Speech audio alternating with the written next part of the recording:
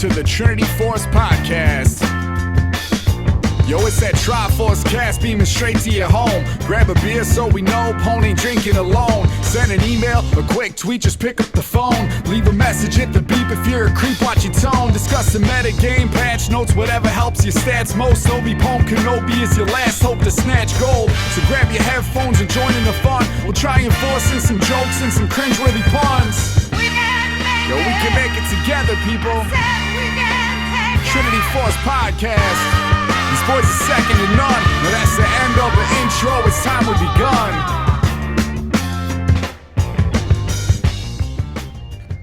I wasn't fast enough, boys. What? What are you talking about? I'm trying to tweet at the moment this show goes live with a picture. Oh, no, that's a picture of Garen. With a picture of Galio. And it's on my desktop somewhere. That's Zed. Where the fuck is Galio? Because I was trying to tag Skyen. Hi, Skyen. Hi. Who is fashion? Oh, you know why it didn't show up? Because I'm bad. I'm just bad, guys. He's fashionably on This time. is a great story. Yeah, this went nowhere quicker than anything we've ever done. I had this picture of Galio, and I wanted to tweet it, but I couldn't tweet it, and now I think I can tweet it. I bet we could find one worse start to a podcast if we went back through our history, but that would be a nice 400 episodes of digging to do. Which none of us had the time for. There we go. All that typing you heard was me putting in the Twitch TV T-Force podcast link if you would like to come and see us live every Monday and Wednesday at 8 o'clock Eastern Time. If you don't like that, you can find us on YouTube, youtube.com/T-Force Podcast. Go check out all of our PAX interviews. I've been posting them all to Patreon as they come out, and they are on YouTube as well. There are a lot of awesome games that you guys need to check out and play with your family, your friends, or by yourself, whatever is your preferred gaming method. I would say you should. I think we'll put up a full playlist on the subreddit like we did last time, which actually I think got a lot of the views out previously. So be on the lookout for that too once they're all up, because there's a lot of them. There's something like 25 total interviews, and I think we only have like 9 out at this point. So more are coming every single day. Yeah, seriously, it's actually like, as a not completely integrated T-Force guy, that's really good content. So y'all should go watch it because it's good. Thank you, Skyen. You are pretty much a fully integrated T-Force guy at this point. The only I still don't show up on time. The only difference is I just have never invited you to our Slack for whatever. Just no reason. Just no reason at all. And Laziness. That's when you'll know you've made it. Yeah. Because you really need to be sitting in our Slack, right? And bullshitting with random And slacking. people. That's what I have Twitter for, though. If you think there's like useless content at the beginning of an episode, you should go like just get a screenshot of our Slack at any point, and you'll probably see less. Well, that's fair. That's fair. All right, let's talk about not useless content in the form of Galio, because Galio is getting a rework at patch 7.6. Galio's getting useless, baby. You mean about to be not useless, because he's been pretty useless for a long time. I guess it depends what your definition of useless is. But he certainly was ugly. But not like he's much better. I could go on and talk about how much I hate his new model if you would like me to. Yeah, I've seen some divisive sort of comments on, like, basically how Galio, from an art perspective, is not so much a champion update as he's just another champion. Like, old Galio has been deleted from the game. They made this new guy, called him Galio, and they're hoping nobody will call them out on that shit. They rebranded him real hard. Yep. Yeah. And it goes really. In fact, I'd go so far as to say as new Galio is exactly the polar opposite of old Galio. Because if you take a look at the old Galio's model, like most of that was his wings, which are these big flat flappy things that took up most of his design space. And his chest is very emphasized, and he has these huge arms and a tiny little waist and tiny little legs. And he's this weird sort of bulky, grotesque, and I mean that in the literal way. He is a grotesque, a gargoyle. Character design who doesn't really fit with the role that he's supposed to play in the game. He's supposed to be a tank, a sort of initiator. He's supposed to go in with the Idol of Durand and take a lot of punishment, but his character model says he's kind of impish, he's kind of puny and little, and he has these big flat wings that don't communicate any strength. So when they're reworking Galio, the route they seem to have decided to take is to just, okay, fuck his wings. Those are just going to get completely de-emphasized. They've basically taken them away, and they have replaced his frame. Now his entire shape language is entirely focused on his enormous chest. and his broad shoulders and his big arms, and that and his posture has changed. He's gone from being this hunched over little gargoyle thing that growls at you from the shadows to being this huge colossus who stands in the middle of a field like, "Rum, I am Demacia," like this symbol of the city's might kind of thing. So he's really not at all Galio anymore. I think I agree with people on that one, because everything about him has basically been flipped on its head and changed to the opposite, and there's nothing of the old guy left. Additionally, he seems to actually have a personality now. Plus whereas that, before he like didn't have any personality. He just kind of existed and floated there. Like, yep, I'm a gargoyle. I'm doing stuff. I'm doing gargoyle things. Now this Galio's kind of full of himself, and he's like, yeah, I'm a badass. What are you gonna do about it? Nothing, because I got 10 forms of CC. LOL. I like that they kind of gave. So when Galio came out, like, you had Rammus and Galio who both like scaled off of the two types of resistances with armor and magic resist, and it just kind of was never, to my knowledge, really that explained. And now they have like a good solid backstory in his lore about why he's built on magic resist essentially, and they actually added a bit more stuff that makes sense here into that magic resist, like why you want to stack it on him instead of just being like, oh, you get AP based on magic resist, which is boring as shit. And I'm glad they did something with that now. All right, so I guess we could talk a little bit about lore before we get into the character model this time around, and without doing the Warwick of last time, because Dom isn't here. No, just no. I was so ready though. I have all these pages of notes. That's good. We'll use Us it. too. Maybe next time. So I think it was Punch who to Piggy. It may have been Serial. I don't remember now, even though it was 30 seconds ago. I like this story for the first time out of all the champion updates and everything that's come out. This story is unique. It's not like a character that's in peril. It's not a character that lost itself. It's not a character that's trying to find itself. It's a character that has a purpose, and it's a defined purpose. Granted, the purpose was given by somebody else or another group of people, but still there is a purpose to this character that is not defined by a previous action or previous circumstance. No mysterious history. Yeah, Right. He doesn't have a character arc. That's the thing that's interesting. That he's not out to develop himself. He's not out to change. He's not out to realize something or fulfill some quest. He's just there. He's fully formed, and that's really rare in League of Legends these days. So a TLDR of it, for those of you who have not read the lore and want to understand what the new Galio is and why we're saying this, is he is essentially a construct of Demacia. He is he's made out of completely anti-magic matter, and he can only become, he's a gargoyle. He's stone until magic appears around him, and then he comes to life. And his whole purpose when he comes to life is to stop the magic from being used, and as soon as he does, he goes back to being a stone gargoyle, essentially. I would absolutely love, it would never happen, but if he like just went inactive when all enemy magic users are dead on a team, like he just is not, he like kills the last one. He's like, well, I'm not doing anything anymore. Bye guys, good luck with the rest of the game. That was my job. Respawn. See you later. I'm done now. That would have been a cool passive if his passive was actually anytime there's no magic users on the field, he turns into a turret. That'd be pretty funny, actually. Frustrating. A slightly mobile turret. I mean, not very fun to play, but you know. Yeah. So yeah. To go with his lore, he was built because I think it was the Demacian faction had built all of their walls of their city out of, I don't want to try to say what this material is, but it's essentially an anti-magic material. And then they realized as they were moving around in their caravans that they didn't have any anti-magic fields. They were getting demolished by magic. So they had Galio constructed, who is a creature made out of this anti-magic material, and again, gargoyle, and when he comes alive, his whole point is to crush the magic. Now, there is a kind of a sombering, like, overarching piece here, is that as soon as all the magic has been removed from the land, he no longer exists. But he can no longer come to life. Yeah, he can no longer come back to life, so he's stuck as a statue forever. But he more or less is hopeful that he can find some kind of magic that can sustain him for his entire existence. And that part confused me because I brought up that in the teaser they showed Galio saving Lux, and Galio is fighting for Demacia, so you would assume that he would fight alongside Demacians, some of which those are magic users. So if a friendly caster throws out a spell, does Galio come to life and say, "Hey, bitch, stop that! Stop casting spells"? Like what? It's not addressed really. I'm kind of confused as to his purpose here. I think they're assuming that Galio's that Galio can distinguish between good and bad magic, whatever that may be, or allied, or I mean, it's really hard to define, and everybody's like, well, that doesn't make any sense, but I guess they're just assuming that that is the case. It's magic. Stop overthinking it. Okay, I'm sorry. That's hand wave.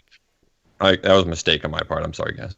That would be really funny, though, if that was like a real lore thing, is it was built by a faction and then it became pretty much neutral, but fought off anybody regardless of who was using it. I would love that. That would be like, that's such a weird like double-edged sword that they could build into lore that would be very interesting, but kind of like it'd be very off the beaten path in terms of how they've assigned factions to pretty much everybody. What, that true neutral character? Yeah, that's just literally like against something that's not specific to any allegiances. Wakes up, fuck magic. I don't care. Magic. Fuck magic. I'm gonna kill all the magic. I mean, it's kind of like a shitty storyline.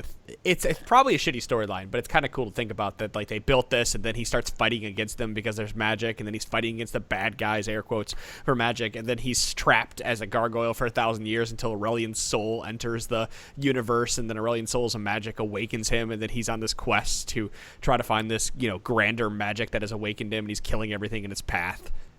I mean, is this part of the lore? I can't tell if you're like this just turned into the Transformers of League of Legends. No, and I'm not sure that what's is not going part on. of the lore. But okay, that would be, it would kind of fall into the tropes that we're talking about, where he's trying to find this greater thing that's going on. But at the same time, if you weave the story correctly, it may work. Because Aurelian Soul is like this supposed to be this cosmic giant magic dragon from space with ultimate power. That would make sense. I mean, all of that would rely on Riot ever putting out any content where champions interact with each other. So I'm not holding my breath right now. Yeah, leave it to us to try to make up news stories for them or try to figure out a better way to do it. Then it becomes another long podcast about lore. The third one in 2 months. Yeah, you made a mistake bringing me on. No, it's probably the best mistake we could make. So let's talk about aesthetics of Galio. Unless we have more, Skyen. I'm kind of leaning on you with your notes to roll through this conversation. Yeah, I mean, I could certainly talk more about his aesthetics because, again, the reversal of Galio extends even into his color scheme because he's now made of completely bright white, gleaming, glowing gold, where before he was, dark bluish, kind of muted and pale, and this very saturated gold, which tends to be very dull to look at, actually. So they've reversed him completely on that as well and integrated him a lot more with the rest of the Demacian sort of generic good guy fantasy kingdom aesthetic that's permeating people like Lux and Garen as well. So there's a whole lot of, like a lot of the other champion updates, it's been all about integrating him with the faction that he's supposed to belong to for Riot in this instance. And sort of using, again, the white and the gold also plays into his personality now, which is this cocky hero type, where white and gold is about as heroic as you get in a color scheme ever. So there is he really, I mean, I can't stress enough how much this guy is not at all old Galio. It's not a rework, it's not a rethink, it's a new champion. And they used him as an excuse to delete old Galio because it's just, there's nothing left, really, except that it's a stone construct that comes to life. Yeah. Old Galio was a gargoyle, this guy's a colossus. That's a good way. There's really nothing. I'll disagree when we talk about his gameplay, but yeah, in terms of how he looks, it's just complete 180.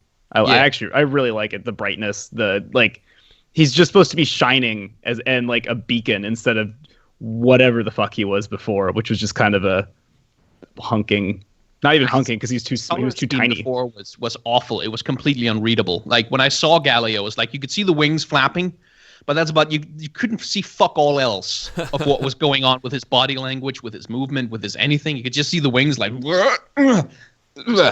that awful wing animation that Anivia still suffers from. And now, because they've de-emphasized the wings, a lot more of his body, a lot more of his movement becomes visible. That's also why, by the way, I think they gave him the long tail, so that it would track with his movements and sort of give you a greater sense of fluidity as he moves around. So, to the point of the wings, when I first saw Galio without reading the lore, I was really upset with the way the wings look because I don't like big, long, skinny wings. They serve no purpose. Like, there's no way Galio can ever fly with those wings. They just can't lift the body up, right? Because they're not big enough. And after reading the lore and realizing he is essentially an idol that comes to life, and it makes more sense when you look at modern art and how wings are just there to accent the rest of the body. And if you look at his in-game model, that's what they're there for, right? They're there to just accent it. Like, hey, I am a powerful guy. I have wings. I could be an angel. I could be some kind of deity, whatever it may be. Here's my, grandiose form. But I still... resemble a halo. Specifically, when you look at him from the front on, they form a golden circle behind him, which calls back to the way that artists used to represent halos in classical paintings around saints and stuff like that. So it does all add to the sort of the idea of him as an icon of Demacia, as a sort of quasi-religious kind of mythical protector. In kind of the literal sense too, when we get to his ultimate, he's kind of like a guardian angel when you think about it. That's a good point. That's a very good point. I still don't like his wings. Even with all that said, I think the difference here is that his splash art looks awesome. It does everything that Skyen has talked about. Guardian, big, bright, white. I have, a big, giant guardian, right? Like, everything just screams, I am Galio. And then you get in game and you look at his model, and he looks more like a statue than he does a giant guardian. And I was about to say the art, the actual splash art is way more aesthetically pleasing than the actual in-game soap creature that was carved out for this. My favorite thing about the splash art is the little detail in the background. If you look to the left of his left wing, the big circle, the hole in the clouds where he just it's the immediate aftermath after he's used his ultimate and just dashed through the sky and crashed down. I just love that little thing because that's great visual storytelling. Where a lot of champion arts, they're kind of static. They're just kind of holding a pose and doing a thing. This feels a lot more like a story in progress. That's just a little side note. Oh, no, I like that quite a bit. I just wish they would... I think what I'm missing out of his character model is a little bit more detail. Because when you look at his splash art, for example, there are a lot of defined lines with his chest. He has, I don't want to what is it, like three, I don't want to call them breastplates, but that's essentially they are, like the three different layers of breastplates. Layered rock there, yeah. And you don't see that in game. And then you can't. No, it's very shadow, de-emphasized. Yeah, it's there. I mean, sticking out. I'm looking at his character model, and it's there, but they've very much toned down the colors. Like, he's not nearly as bright in game as he is in his splash art. And that's part of the reason why he doesn't pop quite as much with especially with the layered lines, like you say, which are actually a big part of his aesthetic. They haven't really rendered that, and I think that's basically performance because it would cost a lot more polygons for the character model. But yeah, they could have emphasized that more with color. But you know what? God damn it, my graphics card can handle it. I don't give a fuck about you plebs stuck in Bronze 5 that can't handle that shit. What about all the toasters in Taiwan, though? They need to run the game too. Oh, Jesus Christ. I don't appreciate you saying that computer performance is also linked to game performance, because I run it on pretty low settings. So what I'll probably see is a white and gold blob that's walking around, and it's still going to be the same character that you do, you fuckhead. And that's why you're stuck in gold 5. Yeah. Well, I haven't actually done solo queue yet. That's still flex. But yes, you're correct. Does League of Legends have ambient lighting? Or even like kind of any kind of shading where I don't think they do, right? Like moving into different lights. In the texture work, I think, especially when you look on the new map, all the color, all the lighting, that's painted on in texturing. They only have lighting effects on the particles of the abilities, I think. I don't think there's any ambient light interaction with the characters, because again, that's a big drain on computer graphics resources. I'm asking for too much when I say that, but I think that's what Galio is missing. Because his splash art, for example, he's being shaded by his wings. So his chest is dark, and the light permeates around the outside of the wings and glows off of the edges of the wings. And that's the type of thing that I'm looking for in the game to give me that sense that he is this big, lumbering beast. It's humorous how much light plays into giving you perception of whatever you were looking at. It's also what gives him his size in the splash art, is specifically the shadow that he casts on everything on the right side of the image, as well as the huge glares of the sunlight off the top of his wings. That's a huge part of what makes him look so big in the splash art, instead of making the world look small. And that is going to be missing. I would love it if Riot took some sort of shader technology or lighting technology, just put it on him. And nobody else, just him. So he goes. He has this giant, like, as he's coming down, you see the giant, the circle is actually his shadow, and it gets smaller and smaller as he's coming closer. That would be pretty rad. You mean on his ultimate? Right. I do love, so there's a symbol that comes in on the middle of his ultimate, depending on what skin you're using. It's like just a basic kind of Demacian one for his normal skin, and I'm not going to go through all of them, but the Debonair Galio one is literally like in the middle. It's a bow tie and two like buttons, and looks fantastic as a kind of. I think the Debonair skins are awesome, so that one I really like that they added that. Fun fact about the Debonair skin, by the way, Riot tapped a community artist to do the concept art for Debonair Galio. It's a guy called Fairy Fountain on Twitter. You should follow him because he posts some fantastic like concepts for champion updates. And Riot basically invited him in to do some of the concept work on Debonair Galio. So you can thank him for that. Very all right. Cool.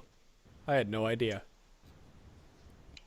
All right, so at the end of everything, are we all in agreement the new Galio, the look, the model, and everything is better than the old Galio? Way better. Except for his so. face. What is wrong with his face, guys? There's no shading. There's no. So again, if we scars. look at the splash art, his face, I can actually live with his face there. He actually has some emotion there, right? And he's got some fangs at the corner of his mouth to make him appear gargoyle-like, because that is his. He's got those in game. That was his original idea, right? He was a gargoyle. And then when you look at the model, he looks like there's no emotion at all. He looks like a robot. He's got the flat mouth. It's just a straight line. But I mean, he kind of. And then soulless eyes. He kind of is a robot, though. Like he kind of is. But he's supposed to be a gargoyle. I mean, but even still, like you go with instead of being like a machine. He's a magical construct. He's a magical with emotion. Robot with emotion. As a character designer, I would have given him just a tiny smirk or something, and not given him goddamn lips. I'm looking at his character model right now. They gave his face lips. Why would they do that?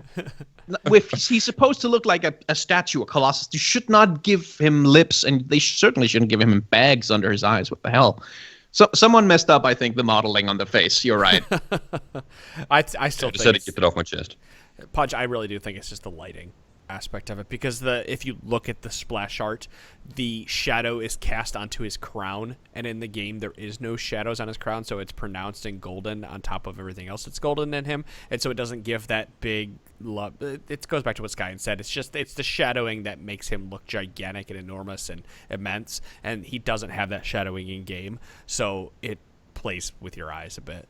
No, dude, he's smiling in that picture. He's not smiling in game. Yo, he is smiling. He is smiling. He's just there. Yeah. But yeah, I would have emphasized the fangs a little bit more in the character model. I would have taken away those stupid lips and given him a little smirk.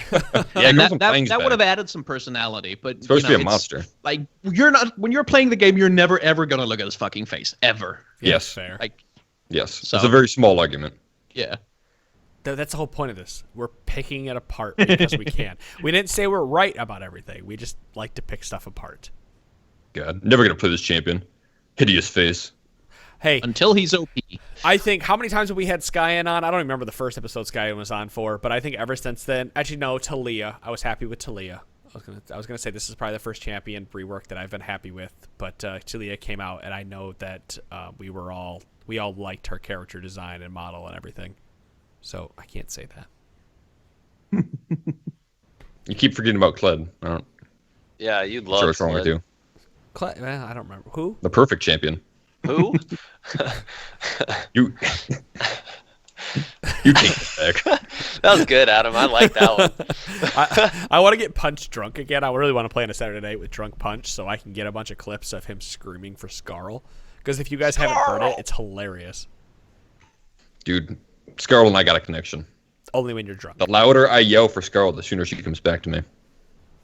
I try to get you to do it in a normal game, and you won't fucking do it. Well, Sunday, Saturday morning, I'm not really feeling it. Scarl's kind of hungover too. Scarl's like, man, I don't want to do this shit. I'm like, I feel you, Scarl. Let's just get through this laning phase, and hopefully we don't die too much.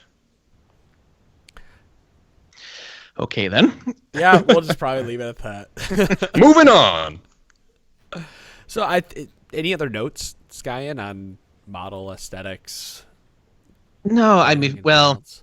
I could always nitpick some stupid bullshit, like, for instance, how his character model doesn't have quite the same strength of posture as his splash art does, or talk about how much I like his animations, which are actually very good. I've been looking at some GIFs of his movement in the game, and they're actually making really good use of, because he's a big robot statue kind of thing, you can't make him too flexible in his movement, so you have to have some of his movements be Some stiff. rigidity. Yeah, but then they've got the tail, which makes up for a lot of that by being flexible and by swinging around. And in the little, if you look at the announcement page for him, down near the strengths and weaknesses section, there's a looping GIF of him doing a couple of idle animations and then jumping off into his ultimate. If you stare for a while at the jump in his ultimate, you'll notice that his legs lengthen when he makes the jump. They basically stretch out, and other parts of him squash a little bit to emphasize the movement. And that's an animation technique called squash and stretch that's been around since the 1920s, but it's been very rare in video games because it can be really hard to execute in a way that looks good from all angles. But they've managed it really nicely on the new Galio. I'm very impressed with the animation work on him. Well, do we want to talk about Galio's abilities and Let's do it. What's he's doing in Maybe. what he is doing in game? So You would talk about all the CC ever. yeah, Does he have anything that doesn't have CC on it, honestly? Yes. It's passive. Two of his abilities. Well, one of his abilities doesn't. it's passive. Yeah. Q doesn't have any CC anymore either. Dom has been nonstop messaging me about how much he wants to play new Galio as a support, so that we will be subjected to that at some point in the near future, I'm sure. Wonderful. Can't wait. So Galio has a new passive. I will say this, that if you haven't read Galio, you might be interested to note that his Idol of Durand has been moved to a basic ability, Yeah. and that is just, you kind of like turn an eye up at that, but we'll talk about that in a minute, just so you guys kind of get an idea where this is going. Colossal Smash is his passive, and every 8 seconds, Galio's next basic attack deals extra damage based on how much MR he has, essentially, and his total AD. AP, not AD. No, it's AD. It's AD. And it's bonus AD. It's bonus AD. 100% of your total. Where- No, it's 100% of your total AD. Well, yeah, that's just the basic attack. You get bonus based on your AP and bonus MR. Every 8 seconds, Galio's next basic attack deals 10 to 160 plus 100% total AD plus 40, 50, 60% MR magic damage. Where are you reading this? I'm Started getting at off 20. TV. Yeah, it started at 20. I'm reading it. It started at 20 also, and I don't know. Did they not go back and fix their? I must have pulled up a node post then. That's probably all it was. Okay. It looks like from my numbers, it says 15 to 100 plus 40% AP plus 40% bonus MR. I mean, and that's extra damage on top of your AD. So that AD is already. I think the AD would be applied to the person you hit, but then the numbers I just said would be applied in that AOE, including the target you hit. Yeah, the update announcement side says the bonus attack damage. So Riot apparently are having a bit of a messaging problem on that one. Doesn't really make sense. Everything else is AP on him, so I'd be surprised to see anything that like scaled specifically off AD. And additionally, the passive is reduced by 4 seconds when Galio spells hit a champion. And the Yep, bonus- so that's cool. So 2 spell hits and you can basically use the passive again. Which is like it's interesting because this is a different kind of take on, you know how Terek's rework, you got those auto attacks that were kind of quick right after you use an ability that also reduce the cooldown on your other abilities. I think this is an interesting kind of different take, which is rewarding you for getting your combos off, but also like this is a lot of trading damage you can get in lane, and AoE, like, which is already kind of his entire kit minus his E. Like, you're adding in more AoE damage that you can put out at any point. I don't know if hitting multiple people with the same spell will reduce it by 8 seconds. I think it wouldn't. I think it would just be one. You'd get one potential tick of 4 seconds off per spell cast, but that remains to be seen. You're likely you're missing out. You're only getting one proc of that in a trade. Likely. Yeah, I think it's one proc per spell cast. Yeah. I mean, like, just the auto attack, the basic, because it's not likely you're going to walk up to somebody and smack them with an auto attack to get that passive off before you start, the combo of two spells into an auto.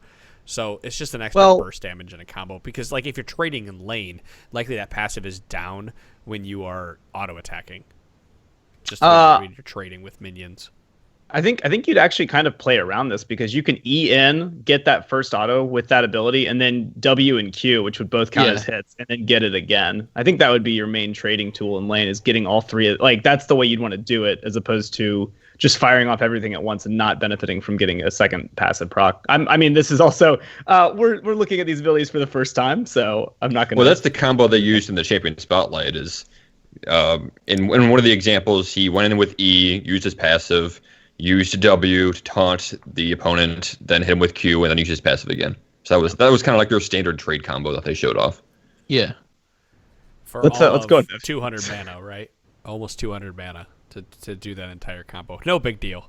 Only half. It's not that crazy. Probably not going to do that a lot.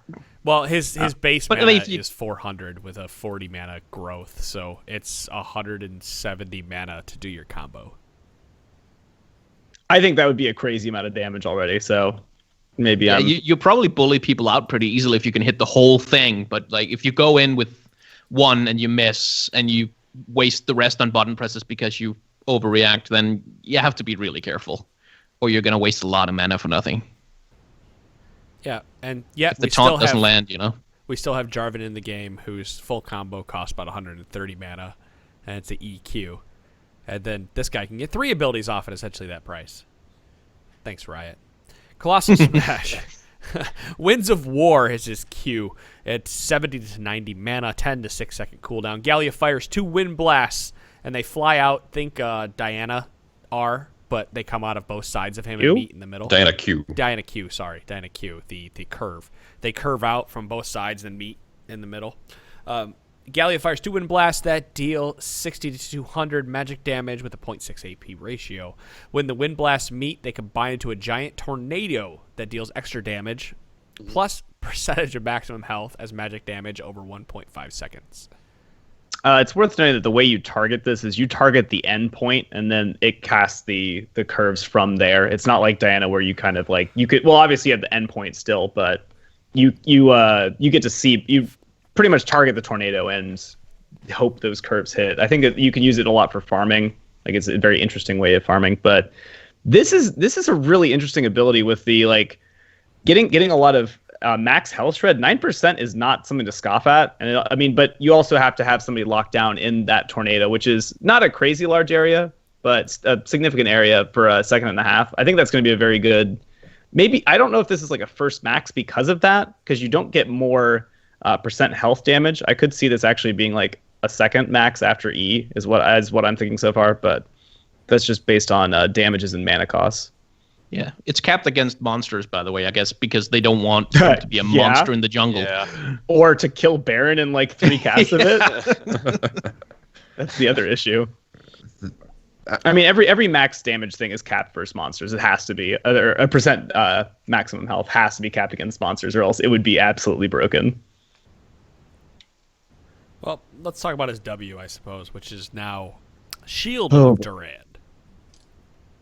So, passive. There's a passive and a cast on this. Passive, after not taking damage for 12 seconds, Galio gains a shield that absorbs a percentage of his total HP and magic damage. Which one is interesting? First cast, Galio starts a charge, gaining extra damage reduction, but he slows himself by 30%. So, not extra, I say. He gains damage reduction as he's casting it, but he slows himself when he's walking forward. Galio, then after you cast it a second time, Galio taunts nearby enemy champions for for 0.5 to 1.5 seconds and refreshes the damage reduction for 2 seconds. Taunt duration and radius increases with charge time. And there's something to note. Shield of Duran's charge cannot be interrupted by crowd control. This is I love this ability in so many ways. First off, you get that nice this shield is obviously only going to be good pretty much in laning and before team fights, assuming you're against a magic damage champion in lane. Because obviously, if you are facing Yasuo in lane, it's not going to do shit. But quick question: does anyone see the numbers on that? Does that say 8 to 23% total HP? Am I reading that right? Yep. Yeah. Okay. Yep. That has 6 different points there. 8 to 23 has apparently only on his passive has 6 ranks, which is not true. I don't know what numbers they actually have, but that is definitely incorrect. I think the something to do passive with might level, scale maybe? with level rather than with the ability might. rank up. So I think it might make it a candidate for an early, just 1 point into it to get the shield. It definitely has to be at 1 point early, but there's a lot of really cool things here. Like the damage reduction is there's not a lot of damage reduction straight abilities in this game anymore. And getting something like it goes 20 to 40% damage reduction, but also scales off of your MR, bonus MR. So 8% per 100 bonus MR, and you get that after you've taunted too. So you're getting kind of like his ultimate used to have. It had damage reduction, but they got rid of one of the more difficult things with Idol of Duran, which was the ability to interrupt it very quickly. The classic one was Udyr walking in with Bear Stun, even though neither of those champions have been fighting each other in a long time. That was always a problem where he just walks in, that's the end of your taunt. Whoops. This is now something you can't interrupt. Like if he's walking up and wants to flash on top of you and then hit this There's taunt, not much you can do about it. You can't do it. You can't do anything. And that's crazy. That's a brand new thing with crowd control. I love it. They showed it in the champion spotlight where a Nami bubble knocks up Galio, and he just keeps walking afterwards and then still taunts him. It's amazing. Plus, you still have all that damage reduction. I really like this ability. Plus and the radius. I think from looking at it, it looks like the radius pretty much doubles as you charge it fully. And of course, you triple the amount of time you can taunt people for a second and a half. It can't really be longer than that because a 5-man taunt for more than a second and a half would be kind of ridiculous.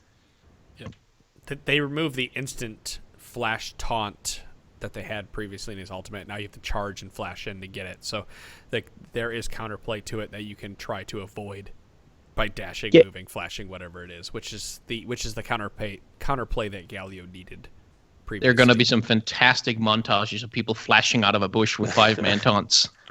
Oh yeah, I mean it looks kind of like, it reminds me a little bit of Jack's taunt, where you kind of have you know it's coming. And you know that they'll probably flash, but yeah, you have to do something. You have to just start backing off when you see him start doing that hunch over, because that's already the counterplay is you don't want to keep damaging the person who's taking reduced damage by a significant amount for that time period, and he's gonna taunt you afterwards. You just need to get the hell out. So Justice Punch, to keep moving on through the abilities. Galio lunges forward with a mighty blow, dealing 100 to 260 damage plus 0.7 AP magic damage to enemies and knocking them into the air for 4.75 seconds. Galio will stop upon hitting a champion or terrain. Think VIQ, essentially. Without being able to go over Without walls. dash, with a wall dash. Right. That's essentially what this is VIQ, right? He charges and he lunges forward and gains a little extra range, then stuns you. It's interesting because you don't have to charge. Well, so you jump back briefly and then punch, but there's no actual charge time like VIQ. You don't have to wait on it to get the max range. You can actually just target how far you want that to go. And I think this is an ability that I think will be like I said earlier, I think will be a max because of the amount of damage you get. And the cooldown goes down without increasing your mana cost. 260 as a base ability at rank 5 is pretty high. You gain more damage by And a mixing 0.7 AP, that's... Oh, you definitely would get more damage, but I mean, if you're going to be able to survive, if laning phase goes longer than level 9, you're going to run out of mana pretty quick if you're using Q to trade the entire time, if you max it, I think. But it's a really cool ability because of that. You can push through a wave very easily. It doesn't stop on minions, so you can get through I'm trying to think of anyone that like just can't like dash through and has an issue with that. Like, there's not a lot of champions that suffer from that, but you can clear waves very quickly with this. You can go right after your opponents. As we said before, I think this is the start of every fight that you're trying to trade in lane, and Sure. I like it a lot. It's more CC. It's only 3/4 of a second for a knockup, but when you already have another knockup in your kit and then a taunt, you don't really need a whole lot more. God, yeah. It's like Nautilus trading. You start the fight, and then you're stuck in the fight for 14 seconds. You're not leaving the fight. You're committed to that You're not fight. leaving the fight till he's dead, or you I are. think something actually really cool about this too is that you're able to dash in. Like if we're talking about like a gank on a target, you can dash in with this and knock them up and start walking past them while charging your W, because it gets you in better position for your taunt. I think it's a really, really nice like pre-taunt ability when it comes to like those 2v1s when your jungler shows up, or even 2v2s if you use it right. I like to think that Galio will be played out of the top lane with these, but you just have to. It's one of those like counter pick matchups because he might be hard to play out of mid lane with his 150 melee range. But let's talk about Hero's entrance, and I think this is why Dom wants to play him out of support so badly, because of the. This is why roam anyone ability. wants to play him. This ability's sweet. So Galio designates an allied champion's current position as his landing spot, and he grants bonus MR. Bonus damage reduction to that ally until he lands. When Galio lands, enemies in the area take magic damage and are knocked up into the air for 0.75 seconds. But if you are in the center, you are stunned for 1.25 seconds. So it's got its own like scale. Like I think in the Champions Spotlight they said it was based on your Shield Durand rank, which doesn't seem to be true. The damage reduction you give is based on Hero's Entrance, the Ultimate's rank, like 20 to 40%, and then it's still that plus 8% per 100 bonus MR. So you're giving a ton of bonus, just any damage reduction to somebody who's in the middle of a fight, like is getting ganked, and it's got 4,000, 4,750, and 5,500 range. So you can get there from pretty far away. What I don't know is how long it takes. Like that's something that I don't know if it takes longer based on how far away you are. That's kind of not been clear. It looked like a channel time of about a second at most, and then he moves so fast that we're talking about not more than a second and a half to get there. I think he really bursts through the air. I think they can't make it faster than like Pantheon because it has such a big AoE knockup, because that would be way too strong, I think. But it's also worth noting that like obviously it's visible kind of like Pantheon's would be, but it's also where the champion you targeted was when you first started casting of the ability, not where they end up by the time the channel finishes. So you essentially have to position properly, or you have to use that right with your team. It's a very team focused ability as opposed to being like, I'm just going to go hit this one area and fuck people up. It's awful to use on someone who's going in, because they're going to be way ahead of you and the enemy is going to be way ahead of you. So it's good for people who are running away, which is the thematic of the ability, but you should be very careful using it when someone's going in for a fight. How long until we see the Shen Galio combination where the Shen is ulting the person? Yep. Fuck. And then Galio ults the same and then person. they ult into Tom Kench's mouth, and then they all jump. Yeah. I can see. That's why I think if Galio ends up becoming a decent support, that we see the Shen Galio combination where the 80 carry just doesn't die, and then people say little 80 carry in 2017. Wouldn't that be a dramatic turn? You know what I like a little bit better, Adam, is going one step further than that, and Shen ults the Galio. And then Galio jumps in and suddenly brings a Shen with him out of nowhere, and suddenly two people show up. For fun? Because then Shen taunts, and then Galio charges up his taunt, and suddenly everyone's not moving forever. Nah, you just keep the 80 carry alive, because 80 carry. Oh, this is stupid. I agree. This is a stupid plan, but I like the idea of it on paper. The drama is good. Yeah. I like the idea of Galio so far on paper. Since you brought up Shen, I think his ultimate is obviously similar to Shen's ultimate, which is pretty unique up until now. Makes me feel like Galio could have that same playstyle that Shen has, using Q and passive to side clear a lane, to push away and then get to his team when they need him. Uses his ultimate. He just seems like an updated version of Shen, kind of. He just his way Q, faster. W, and E are much different. Yeah, but, I mean, he still doesn't have the global range, though. So when you're split pushing, like, you have to be careful to be within like range of your team, otherwise you're not going anywhere. So it's not quite as powerful as the Shen for split push kind of shenanigans. From a eyeballing it, because there's an indicator that gives us what the 4,000 range is on his ultimate.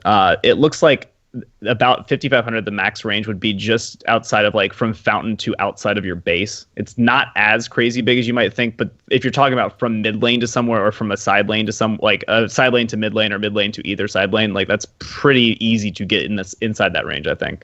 Yeah, I think you'd be able to get from inner top lane turret to inner mid lane turret, certainly. Yeah, I would think it'd be close, but yeah, probably. I think you would be. One thing that I think is interesting about this too is, as you were saying, you don't use this on somebody who's going in, but like it might be somebody who's going to be a sticky character that's staying front line. It's kind of hard to tell when you're using this offensively. Like defensively, it makes sense. Like you're going to use it on your AD carrier, you use it on somebody who needs the protection, and you need to get to them to peel or do whatever, because he can peel like a motherfucker. Like the amount of stuff he can do once he gets in there is crazy. But if you're using it offensively, like, who do you use it on? Because if you use it on the backline's not good. Oh yeah, Amumu, if somebody jumps in and is gonna stick, like, and has like, I don't know, another AoE, like that's a someone like amount of Kha'Zix on the AoE.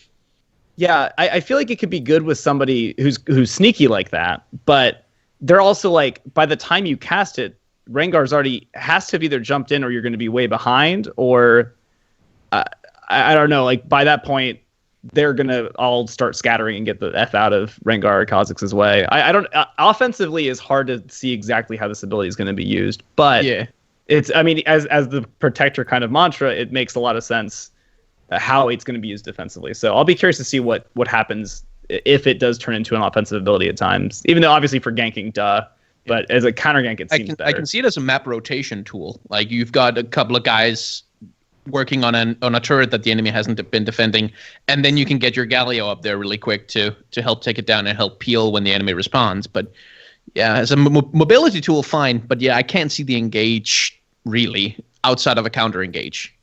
Yeah, we should bring up with that icon that you talked about earlier, Serial Box, when you're casting your ultimate and that little circle appears on the ground. Enemy can actually see that. Yeah. So yes, using this as an offensive tool is not going to be very easy. If using a Rengar, he jumps in, casts E, then you cast your ultimate on Rengar. Enemy's going to see that. They already want to get the hell away from Rengar, but now they doubly want to get away because they know you're coming in soon after. Maybe an Orianna combo might work there if you can get a few people in the shockwave and then hit them. That's a good wombo. But outside of that, yeah, you'd need something to hold them in place just long enough for him to get there. Or trick them. I think it's going to be one of those things where you might play a little, not playing dead, but playing like you're caught. It is going to be. I think it's going to be more of a counter tool. I also was thinking it'd be funny to think of a situation kind of like where Shen ults to get out of lane because he's getting ganked. Like this could also happen with him. I think it doesn't get canceled unless he's CC'd before he leaves and before he takes to the sky. So. He could potentially use that as an escape tool, but it'd be kind of funky and weird. I want Curse of the Sad Bullet time back. I don't. No one wants that back. They do, actually. With Galio? Yes. Galio support. Curse of the Sad Heroes entrance. That would be great. Ironically, new Galio's ultimate would synchronize really well with old Galio's ultimate. If only. If only we had that. We did talk, like, I think one time when we were just bullshitting on an episode about, which is every episode, but we were talking one time about what would be a fun, like, patch to go back to. Like, if you could just, like, I'm going to play on patch 4.12 and seeing something like that, if you could, like, mesh those two, like an old reworked Galio, it'd be pretty amusing. I would love a featured game mode where it's reworked champions versus old champions. The reworked ones would win every time, but still. How old are we talking here? Like original They're Twisted old Fate copies. old? Oh, actually, yeah. Actually, yeah. Original Twisted Fate would be a fucking monster. I think you would just 1v5. Do I get Innervating Locket back? Or Heart of Gold, perhaps? I'll take a little Hog action. I missed that item. Now you're just talking crazy. I want Hog. I want Philostone, Hog, Kage's Lucky Pick, and Avarice Blade. And I want old You just want a Gangplank bank back. plank back. God damn it. Good old bank plank. I want to play Gangplank again. I still want to see an all-star event where they have all the best players in the world play on the 1.0 patch. Oh, Yeah, just to see what would that'd be happen. good to see. So it's trying to reel it back in real quick. Something that we haven't talked about, and they didn't talk about in the Champion Spotlight, kind of weirdly, unless I just missed the visual for it. They didn't really talk about builds very much. And obviously, when it comes to Galio, Abyssal Scepter's always been kind of a big, like, oh yeah, you get MR and AP, and that scales with both of his things very well. Besides that, what I don't know is if he's going to be building, not obviously crazy offensively, because you want to benefit from that damage reduction and jumping in and everything, but I wonder how much he's going to be like an off tank. They said you might do a high kind of thing just for the split push lane clear, but yeah, because he's got a lot of damage in his kit already. Abyssal Scepter might be the rush there. It might be. I feel like you actually made a very good point, Adam, about the mana costs. I think that there might still have to be a mana item first if he's going to be played. If he's going to be played mid lane, definitely. Top lane, maybe not so much. But I don't know. I'm going to be curious to see where kind of builds come out of that. If it ends up being like a 1.5 damage item build with Abyssal being like that half, and like I don't know, not Morello, maybe not Morello, but something else. Do we Rod of Ages off of it because he's doing percentage? Could be Roa. HP. It could be, yeah. Enemies, but still. But he also scales off of health too, because when he gets that magic damage shield, it's based off his max health. So you're getting a lot from MR, tankiness, maybe not armor as much. It also begs the question of if he's going to be picked when there's not like an AP heavy team specifically, because he's a little so wasteful. good at them. Yeah, it's like that passive shield with the magic damage. That seems to be a huge part of like his identity and how he's going to work in lane. And if you pick him against anyone who's any kind of AD in lane, then you're wasting it completely. He probably becomes like I bet you he becomes just like an off tank or an off support with redemption and other support like items. Throwing in an Abyssal Scepter somewhere in there at some point, because he just kind of seems like a candidate for becoming a support tank rather than a straight damage dealing, full on mage. My only issue with him as the support style is that he doesn't really have a way to get out once he goes in. Like if he ease in, and doesn't hit it, or he realizes the fight's kind of lost, he's kind of fucked. Like, he doesn't really have anything he can do. Like his Q doesn't give him move speed anymore, or I guess that was his E previously, but he doesn't have like a way to get move speed.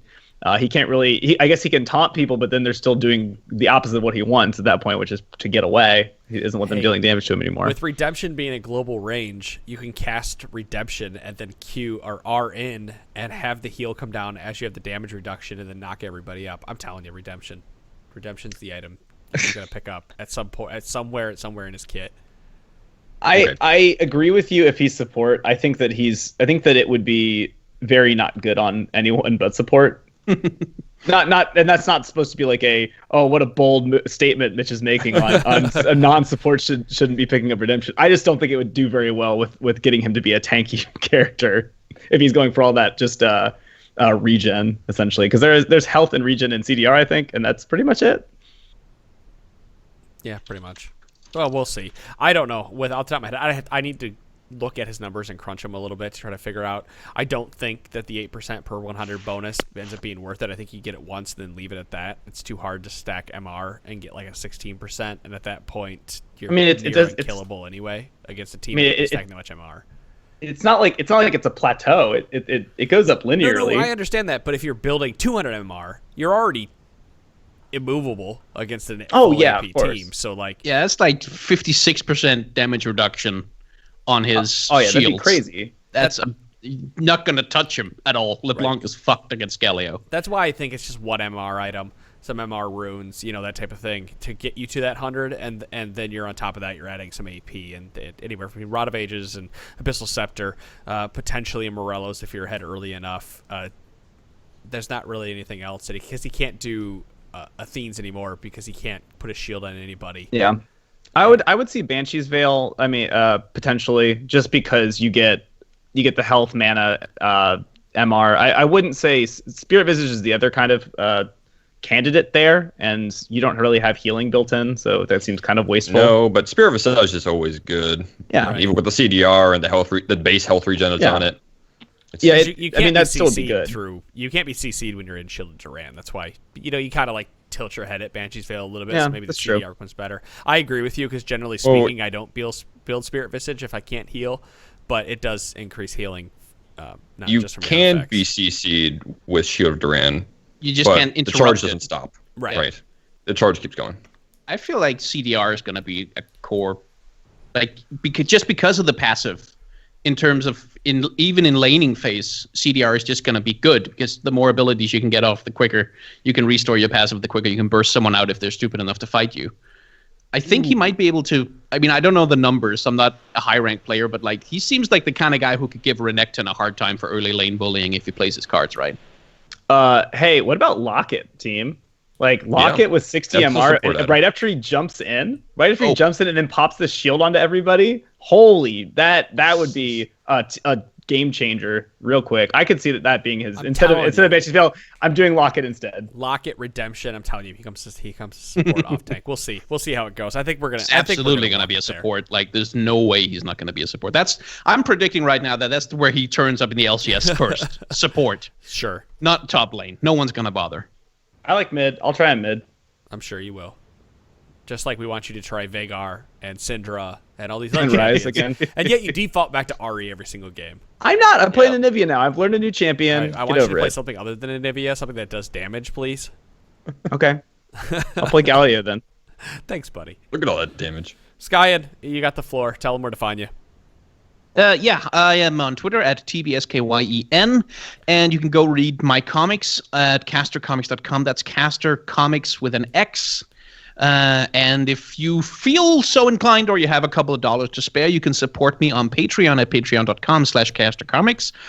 Or you can support my other little project, which is a Star Guardians themed webcomic, a manga kind of based around Sailor Moon, Magical Girl kind of stuff, which you can also find on Caster Comics. It has a separate Patreon, and the more dollars gets in that Patreon per page I make, the more pages I'll make. So if there's $20 on the Patreon, I'll make 20 extra pages. So if you want to keep that going, kick $1 my way. There you go, guys. Go check out Skyen. We bring him on. We enjoy talking about the latest champions. He'll be back on for patch 7.8 when we get our new champion. I think that is the projected release of the new champion. There was a thread out there about it today where they said that would make sense between when Galio is released and when the mid-season tank update comes out. So we will see that the newest champion out in 7.8. Is there any info on that yet? No, nothing has been released. I've seen some devs teasing like, "What do you think our new champion is like?" You'll never guess. So I think they're BuzzFeed. I think they're pretty proud of themselves about how creative they've been. So maybe we'll get something really interesting. Oh, they did. Nice. Okay, there was something. I think it was on Reddit or on the boards today that they confirmed that the designer of Rek'Sai was the designer of this next upcoming champion. That I did see, but that's I think the only piece of information they've released publicly. I suspect it was a monster champion. That's I think it will be, but who knows? Who the fuck knows? Say a monster champion. Yeah. Okay. You cut out for a moment on my side. Oh, so sorry. Sure. No. All Another right, guys. first picker band monster. Okay, I'm ready. My body's ready. Just like Rek'Sai has been forever, or was forever. All right, guys, that's episode number 427 of the Trinity Force podcast. Guys, thank you so much for listening, and we will see you all on Wednesday with some more League of Legends discussion. Have a good night. Peace. See you guys. Play more games.